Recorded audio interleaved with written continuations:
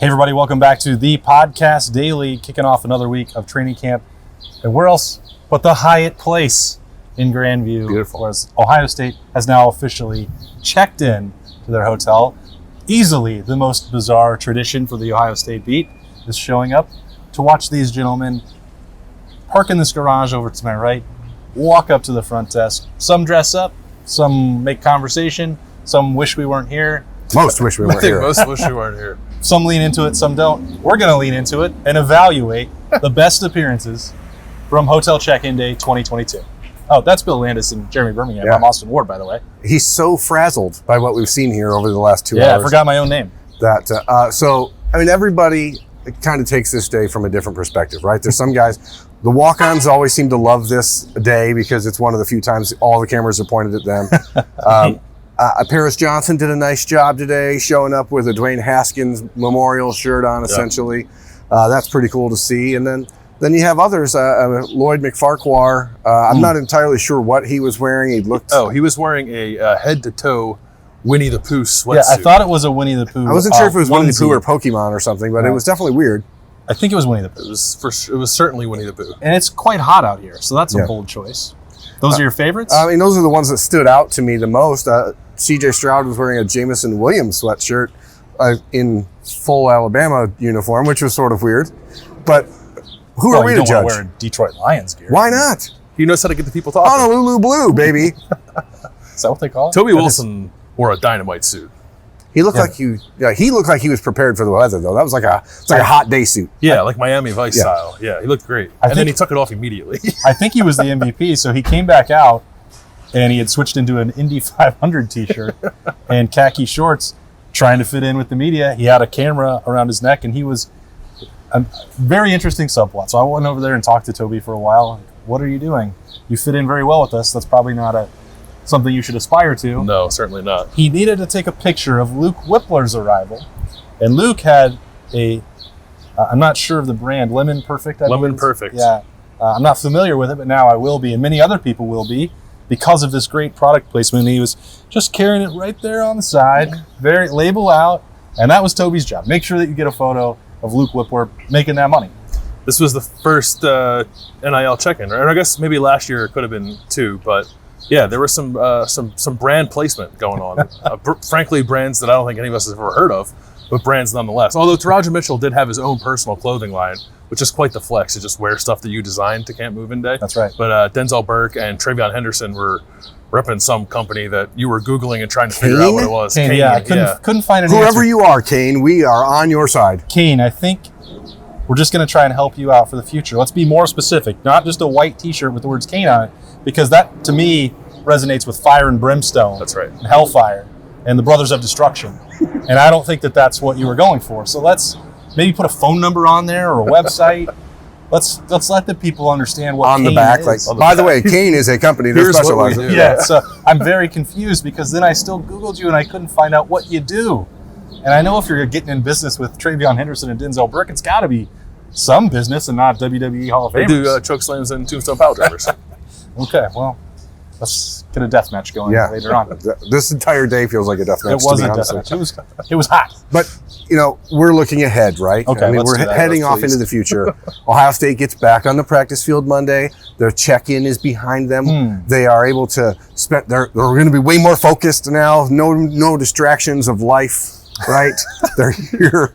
They're like ready to go. What does Monday bring to the practice field for practice number 4, right? Number 4. Practice number 4 of the fall camp season brings pads. Yeah, and this is when it's real, A, because of pads, and then B, it's Monday, Tuesday, Wednesday, Thursday, Friday, Saturday. This is the grind of camp now officially starts. You get through the first couple days of acclimation. Hey, it's fun. You have helmets on, not much else, just running around, and those days are a little bit more feel good. Now you're getting into, okay. There's Luke right now. We should ask him what Lemon Perfect is. Luke, what's Lemon Perfect? Yeah, come here real quick. No big deal. This is we'll come give them their money's worth over here. Of course, yeah.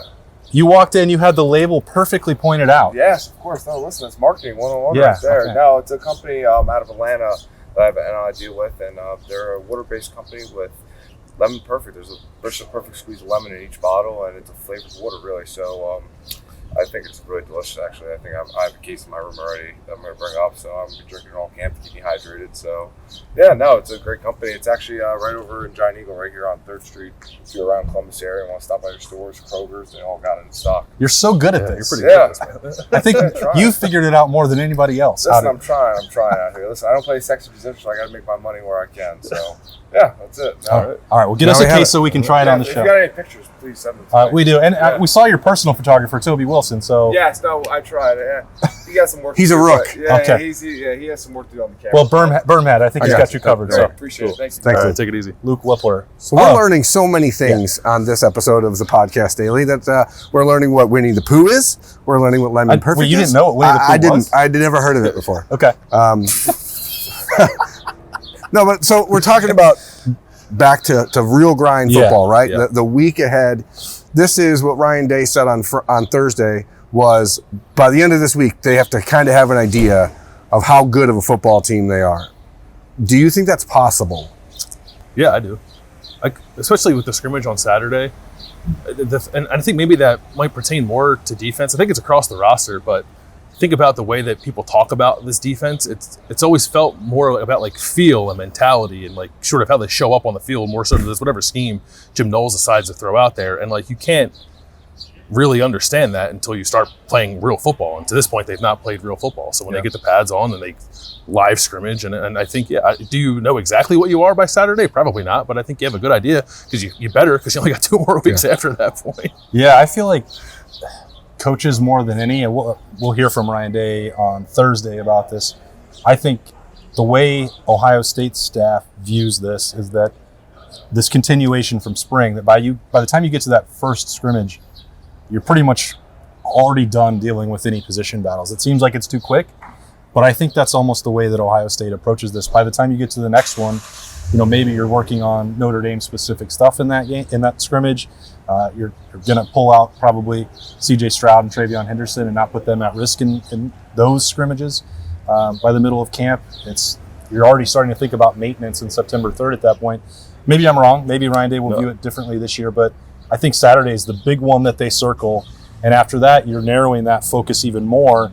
As you said, that the toughness and all that stuff's going to continue on. You still have to do it day after day, but to go hit each other and tackle each other, probably the most important scrimmage that they will have is Saturday to go live, and then the rest of them, you probably don't want to see the full 110, cracking each other's heads at that point. It's also, I think, super important that you get the depth chart, the battles figured out by the end of this week because it's a brand new defense and there is all this other stuff that needs to be learned and like really drilled down into these players. And I think one of the things we ran into the last couple of years with the Ohio State defense was they always just seemed so confused. And I don't know if it was because they didn't know who was going to be playing that week. I don't know if it was because they didn't have any real identity as far as what they were doing defensively, but they always just seemed to be completely lost on the field. So do you know what I'm talking about? How many times last year you'd see guys looking over the sideline going like... Well, I think to kind of go off Austin's point, like if they were playing,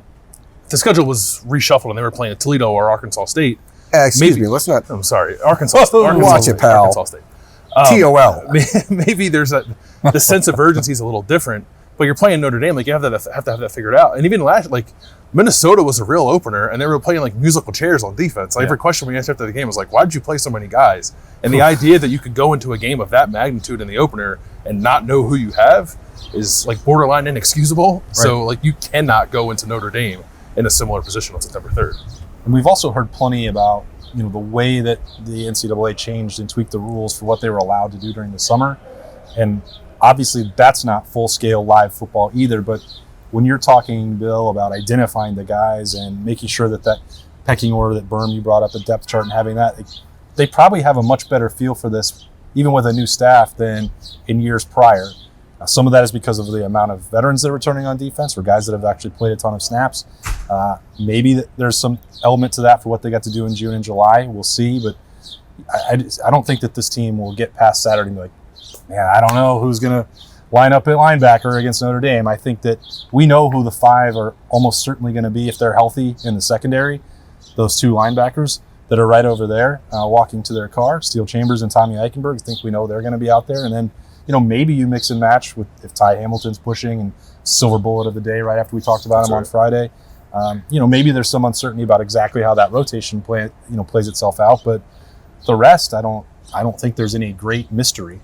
I'm just sidebarring how funny it is. Like, the only photos people will not see from today are Tommy Eichenberg and Steele Chambers, because they snuck in a side door and didn't come back out immediately like everyone else. They just come out now.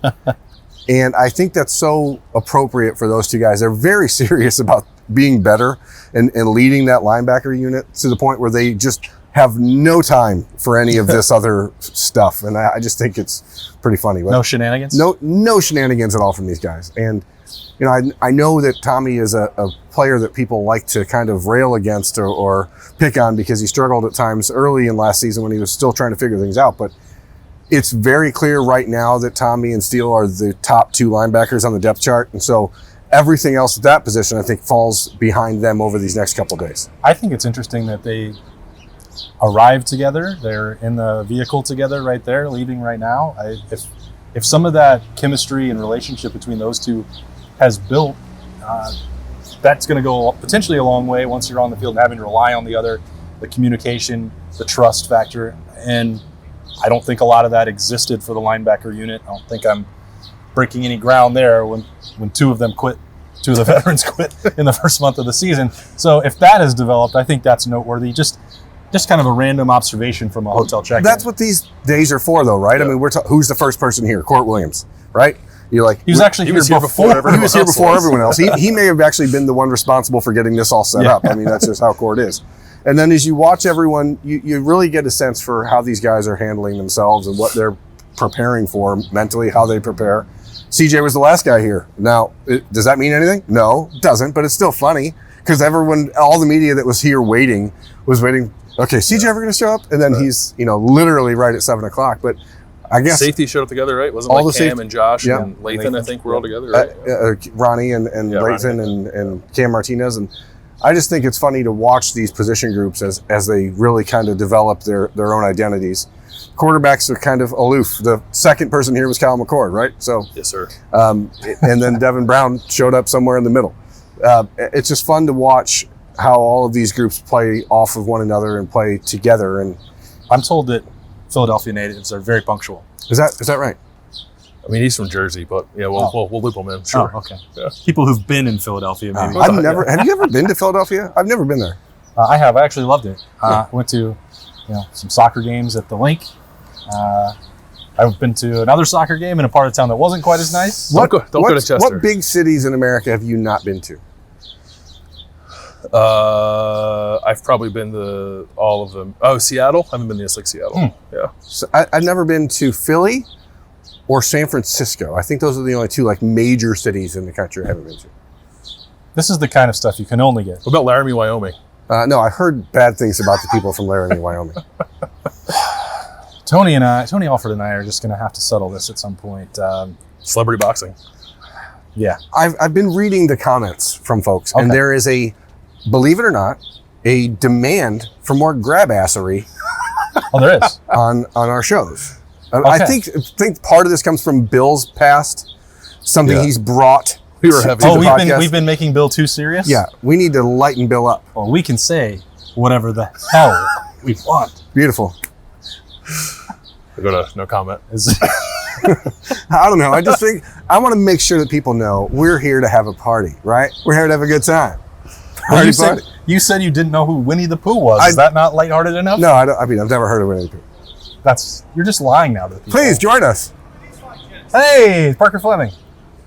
He tried to sneak in a girl to hotel check-in. We are. No, we're not. This is recorded. It's not live. It's good to see you guys. Happy training camp. Thank you. Hopefully another successful one. Thank you. I'm glad picture day went well for everybody. It went great. It was the best. See ya. What was I talking about? We needed to have more grab ass. Yeah, we need more grab assery on the show. That's what I was told. And so I feel like we should find a way. This is what I want you folks out there to do in the world of YouTube and all the other places where you leave comments. Tell us what Ohio State football stuff you want us to Yeah. discuss. Maybe like once a week we'll have like grab ass of the week. I don't know. Do we have to call it that? Or I don't think so. But we can can we work workshop it? work up a graphic for that. We just want to keep it light, keep it airy, right? There's a long season ahead of us. Yeah, I thought that covering hotel check-in was going to be lighthearted enough. Oh no. We need more. But you switched gears from evaluating outfits straight into hardcore football breakdowns. I don't know what So the I don't know. difference is. I don't think you know which. I don't know direction what you I'm wanna go. doing. Okay, I just want to talk about outfits in football. Yeah. Okay. Sounds like a great podcast to me. Yeah, This is the podcast daily, though. yeah. It's the Monday edition. It's Monday. Everyone has a case for gonna Mondays. be Bill's favorite training camp day of the year, the offensive lineman. We will have some snap judgments about that group. We'll let Bill just run the whole thing. I don't even know if we need to be on it. We'll just let Bill talk about the offensive lineman tomorrow or Monday, whatever. I'm getting used to the What time day is shift. it? Yeah, I don't know. It doesn't matter. That's Bill Landis. That's Berm. I'm Austin Ward. Thanks for joining us on the podcast daily. We will see you tomorrow.